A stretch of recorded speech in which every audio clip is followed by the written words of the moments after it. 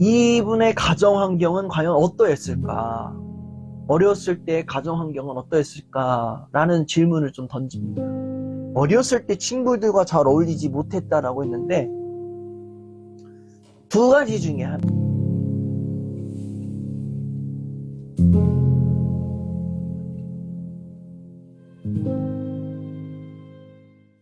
저는 어렸을 때부터 친구들과 잘 어울리지 못하고 늘 혼자서 지내는 성격이었습니다.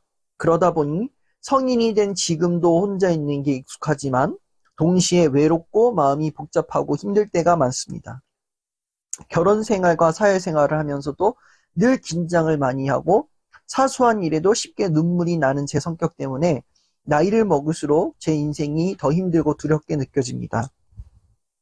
집안 정리도 잘 못하고 길을 지나가다 제 물건을 자주 흘리는 덤벙거림도 스스로를 힘들게 합니다. 이런 모습들을 볼 때마다 나는 왜 이렇게밖에 못할까라는 생각에 자존감이 떨어지고 답답합니다. 저는 이런 제 성격과 생활 태도를 어떻게 고쳐나가야 할지, 또 앞으로 어떻게 살아가야 조금이라도 마음이 편안해질지 모르겠습니다. 여기서 문득 드는 질문은 이분의 가정 환경은 과연 어떠했을까? 어렸을 때 가정 환경은 어떠했을까라는 질문을 좀 던집니다. 어렸을 때 친구들과 잘 어울리지 못했다라고 했는데 두 가지 중에 하나예요. 하나는 너무 과도한 보호 속에서 자라온 경우가 있고, 또 하나는 너무 과도한 무관심과 냉소 속에서, 뭐 여기서 조금 더 오바 게이지를 친다면 뭐 학대와 방임 속에서 자라왔다거나 이런 둘 중에 하나인 거죠. 뭐 다른 경우들도 있어요. 너무 오냐오냐 해가지고 애가 시건방지게 자라온 경우. 근데 그거는 좀 기지개 깨지면 애가 좀 나아지더라고요. 근데 너무 과도한 보호 속에서 자랐냐, 아니면 너무 과도한 방임 가운데서 자랐느냐, 이 차이인 것 같아요. 근데 이 두 개의 차이가 있지만 결국 일맥상통되는 공통점이 하나가 있다면 그 최종 목적지는 모든 관계 속이 다 낯선 환경, 모든 우리 집 가정 외의 외부 환경들, 외부 세계들은 다 낯선 세계이고 범접할 수 없는 세계, 가까이 다가갈 수 없는 세계로 여긴다라는 거예요. 과잉 보호 속에서 자라온 아이들 같은 경우는요, 부모님이 너무 과도하게 보호해. 뭐 애가 손 하나 까딱해도 이거 위험해, 저거 위험해, 행여 우리 아이가 잘못될까봐 너무 해가지고 과도하게 막 감싸요. 그렇게 감쌌는데, 그런 경우에 어떤 일이 벌어지냐면은, 이 아이가 만약에 혼자서 이제 지내게 돼요. 혼자서 이제 뭔가 활동을 하게 돼요. 전적으로 그러면은 이 아이는 계속해서 불안과 싸워야 돼요. 긴장 속에 있어야 돼요. 모든 게 다 위험하다고 여겨졌으니까 설마 이것도 위험하진 않겠지? 저것도 위험하지 않겠지? 막 이러면서 과도한 긴장 속에 살아요. 그리고 그런 것도 있어요. 이제 과잉 보호니까 여러분 보호를 과도하게 하면 할수록 이게 애착도 굉장히 가까워지는 거 아시죠? 근데 그 애착이 가까워질수록 불안정한 상황이 또 벌어지는 거예요. 그동안에는 부모님의 과도한 보호 속에서 내가 이렇게 했다가 이제는 내가 외부 세계로 나왔는데 나를 보호해 줄 사람이 없잖아요. 그러면은 나를 보호해 줄 사람이 없기 때문에 거기에서 오는 불안전한 마음, 관계가 또 시작돼요. 불안전하니까 관계가 맺어지더라도 내가 이 사람에게 막 전적으로 과도하게 의존을 하려고 한다거나, 아니면은 어떠한 상대방을 나의 사람으로 만들기 위해서 어떠한 강압적인 제스처를 취한다거나, 그러한 걸로 인해서 또 문제가 벌어질 수도 있는 거죠. 혹자는 이런 경우들도 있어요. 과도한 보호 속에서 자라왔으니까 내 가족 외에는 다 이 울타리 밖은 위험한 것이고, 우리 가족들 외에는 다, 조금 경계해야 될 대상이다 그러면은, 아무리 설령 좋은 사람들이 이 외부에 진쳐 있을지라도 위험한 사람, 이래가지고 본인이 조금 피해가려고 하는 그러한 부분들도 없지 않아 있어요. 과도하게 방임되어서 자라온 자녀들 같은 경우에는 외부 세계가 굉장히 외부 세계가 낯선 세계인 거죠. 그리고 이 세계에 대해서 아는 게 없어. 아는 게 없다 보니까 여기서 내가 어떻게 적응을 하고 살아가는가에 대한 불안감이 앞서버리는 거예요. 그래가지고 누군가가 나한테 다가온다? 굉장히 낯선 사람이니까 벽을 치고 말겠죠? 그리고 아무리 좋은 사람이 다가온다고 해도 그들의 호의와 관심을 거부해요. 왜? 부모님의 방임 속에서 자랐기 때문에 보호와 관심의 의미조차 모르고 살아왔기 때문에. 그러다 보니까 누군가가 나한테 호의를 베풀어 준다고 할지라도 오히려 그 가운데에서 무서운 걸로 인지가 돼서 피할 때가 있는 거죠. 그러다 보니까 이 사람들은 늘 혼자 있거나 아니면 불안전한 관계 속에서 지낼 수밖에 없었다. 이러한 상황이 된 거죠.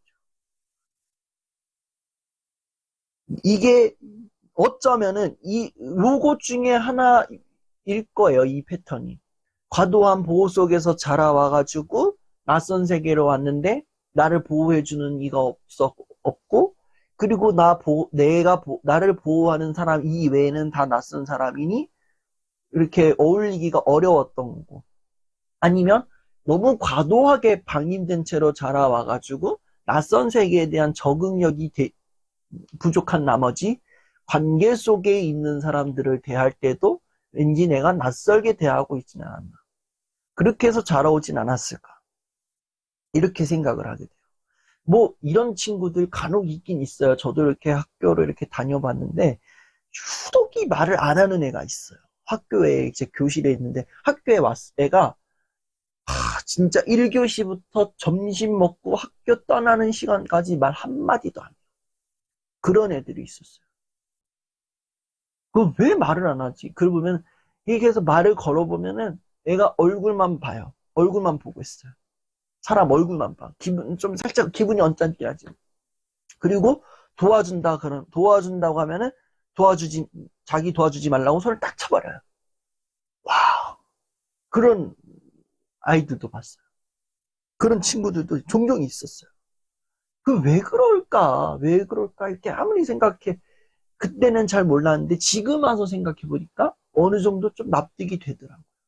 그런 친구들이 꽤 있었어요.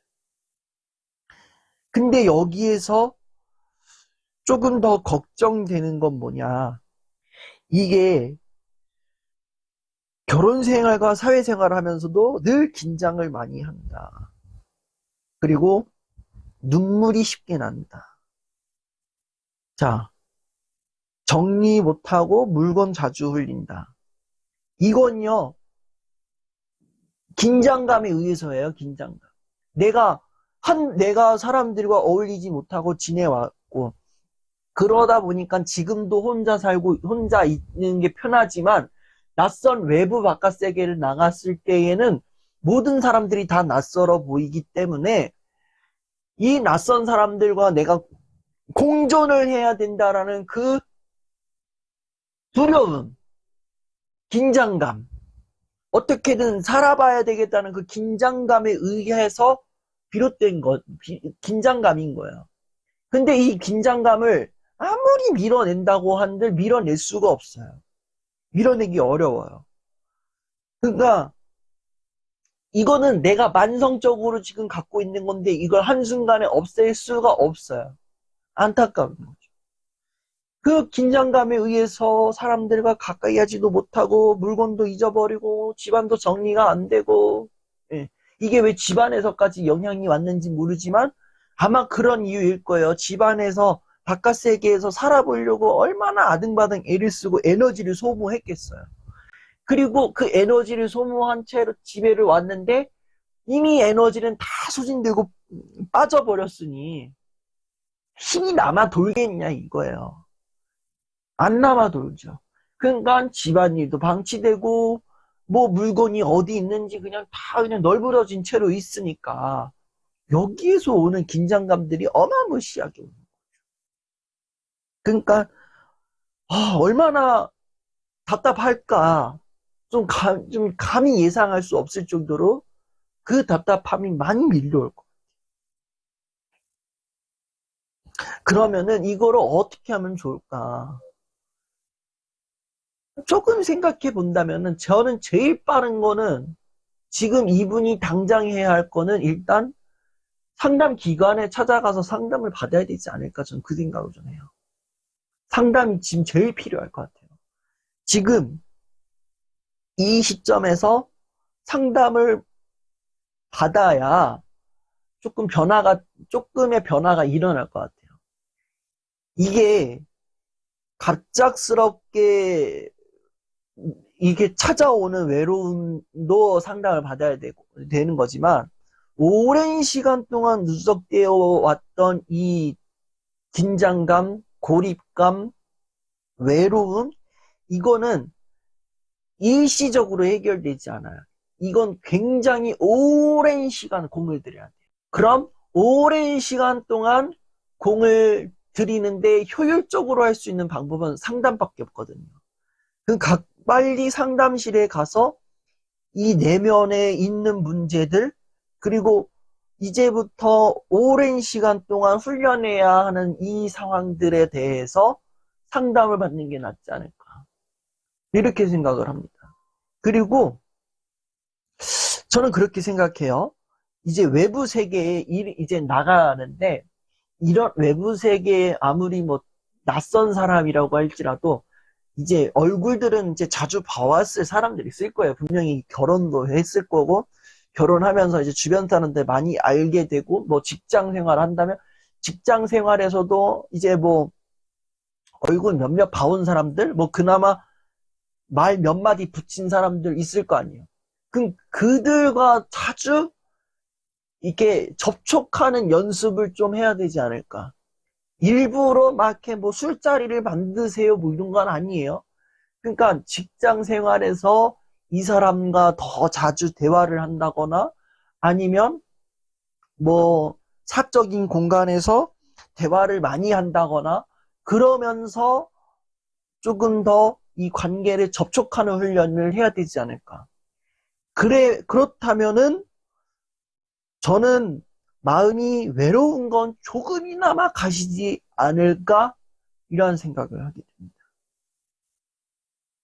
그러면은 에너지도 조금 덜 들일 수도 있는 거고. 그렇다고 저는 생각을 해요. 그래서 앞으로 살아가려면 조금이라도 조금 편하게 살려거든 일단은 긴장감을 내려놔야 돼요. 긴장감. 외부 세계, 이 낯선 세계를 향한 긴장감을 내려놓는데 그 긴장감을 내려놓게 할 수 있는 방법은 상담 치료. 상담 치료를 받으시는 게 좋을 것 같다. 상담 치료를 권하는 이유는 이게 오랫동안 누적이 되어 온 거니까 이 오랫동안 누적된 거를 깰 수 있는 거는 상담밖에 없거든요. 상담은 거의 오랜 시간 동안 공을 들여서 하기 때문에 그 오랜 시간 공을 들여서 이거를 깨부술 수 있는 방법은 두려움을 깰 수 있는 거는 상담 치료다. 그러니 가능한 한 빠른 시일 내에 상담 치료를 받는 걸 권하고 두 번째로는 관계와 자주 접촉하는 걸 시간을 가져라. 관계와 자주 접촉하다 보면은 이 관계 속에서 낯선 관계 속에서 새로운 관계를 만나게 되니까 조금씩 관계를 접촉하는 연습을 해봐라. 이렇게 말씀을 드립니다. 근데 힘은 충분히 있을 것 같아요. 이렇게까지 글 쓰는 사람들 보면 이렇게 어렵고 힘든데 글 안 쓰는 사람 힘이 없으면 글 쓸 힘도 없거든요. 근데 힘이 있다라는 거예요. 힘이 충분히 있으니까 어느 정도 저는 가능하다고 생각합니다. 이분께 용기의 박수를 드리도록 하겠습니다. 나뿐만 아니라 아들, 손자, 며느리 다 불러 모으세요. 아니면 정말 내 주변에 힘든 친구가 있다.